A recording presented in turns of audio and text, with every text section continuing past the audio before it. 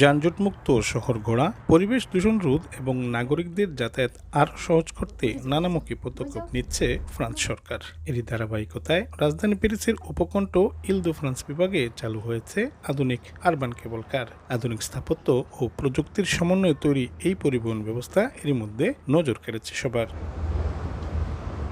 সপ্তাহের 7 দিন সকাল থেকে মধ্যরাত পর্যন্ত বিরতিহীনভাবে চলে এই কেবল কার। বিশেষ সুবিধা হলো সাধারণ গণপরিবহনে ব্যবহৃত আবিকো কার দিয়েই যাত্রীরা যাতায়াত করতে পারছেন। 4.5 কিলোমিটার দীর্ঘ এই প্রকল্পটি নির্মাণে ব্যয় হয়েছে প্রায় 132 মিলিয়ন ইউরো।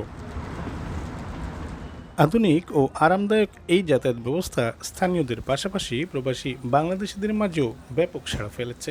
এতে ভ্রমণ করে সন্তোষ প্রকাশ করেছেন প্রবাসী বাংলাদেশিরাও। আমি আজকে আমার ফ্যামিলি সহ এখানে আসছি, বাচ্চারা এসেছে, আমরা খুব এনজয় করছি। কেবল কারটা চললাম, অনেক সুন্দর লাগছে, বুঝছেন, অনেক উপর দিয়ে যায়, অনেক ন্যাচারাল জিনিস দেখা যায়। আমি আমার হাজব্যান্ডের সাথে এসেছি, আমার ছেলেও আমার সাথে এসেছে, খুব ভালো লাগলো। রিভিউটা খুব প্রাকৃতিক দৃশ্যটা উপর থেকে দেখলাম, খুবই এনজয় করলাম আমরা সবাই।